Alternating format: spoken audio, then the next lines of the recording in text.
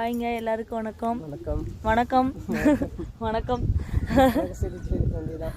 இப்போ நாங்கள் என்ன சொல்ல போகிறோம் அப்படின்னா, நம்ம சிம்ரன் என்ன ஆச்சு அப்படின்னா அவ்வளோதான், முடிஞ்சு போச்சு.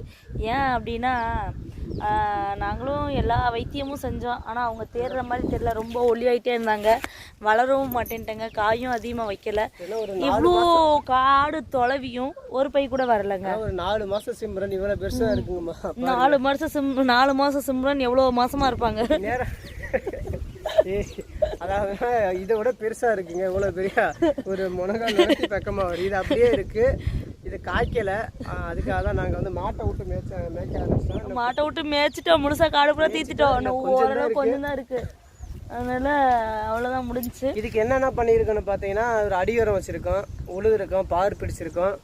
அப்புறம் சத்துக்கள் என்ன கொடுத்துருக்கீங்க, 3 வாட்டி களை குத்தியாச்சு.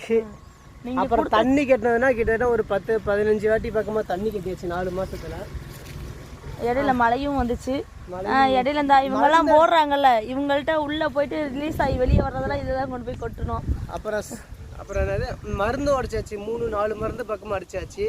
அப்படி இருந்து பாத்தீங்கன்னா தேரவே இல்லைங்க. பாருங்க எப்படி தெரியுதுன்னு, சுருட்டை பாஞ்சு போய் செடி வளரவே இல்லை. அதனால காயும் பெருசாகவே இல்லை. இது நல்லா விளைஞ்ச காய் தான், ஆனால் பிஞ்சாவே இருக்கு, சின்னதாவே இருக்கு, பிஞ்சு இல்லை, முத்தின காய். ஆனால் இதுக்கு மேலே வளர்ந்துச்சுன்னா ஒரு மாதிரி கலர காயின்னு சொல்லுவாங்க, அந்த மாதிரி ஆயிடுச்சு.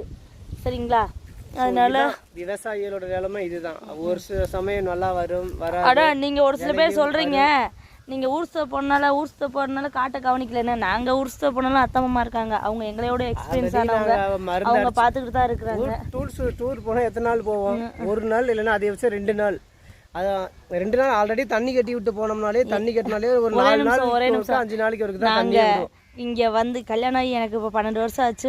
ஒரு நாள் எங்கேயும் போக மாட்டோம். போனால் எங்கள் அம்மா வீடு, வந்தால் இங்கே அவ்வளோதான் போவோம். இந்த வருஷம் மட்டும்தான் நாங்கள் ஊர்த்தணும்னு கிளம்புனது. அதுவும் எங்களுக்குன்னு அமைஞ்சதோ எப்படியோ தெரியல.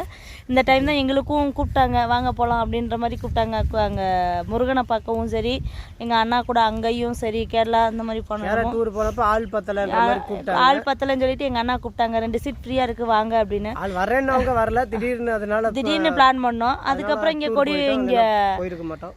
என்னது திருச்செந்தூர் முருகனை பார்க்க போகிறதும் அது வந்து எங்களுக்கு யதார்த்தமாக அமைஞ்சது. 2 மணிக்கு மேலே தான் பிளான் பண்ணோம். ஆடி அமாவாசை வாங்க கோயிலுக்கு போகலான்னு சொல்லிட்டு பக்கத்தில் இருக்கவங்க கூப்பிட்டாங்கன்னு, கார் ஃப்ரீயாக போகுது வாங்க அப்படின்னாங்க. அதனால் அவங்க 2 பேர், நாத்தனாவும் வீட்டுக்காரும் வந்தாங்க, அவங்க வீட்டுக்காரும் நானும் எங்கள் வீட்டுக்காரும், நாங்கள் 2 பேர் மட்டும் தான் கிளம்புனோம். கார்லேயே போயிட்டு வந்துட்டோம். அதாங்க, வேற ஒன்றும் இல்லை. சரிங்க, ஓகே. யாரும் எங்களை தப்பாக எடுத்துக்க வேணாம். தப்பாக எதுவும் சொல்லியிருந்தா எங்களை மன்னிச்சிருங்க. ஓகே, பாய். பேச முடியல, 3 பேச முடியும் யூடியூப்ல, அவ்வளோதான் அளவு. ஆமாம், ஓகேங்க, அளவு.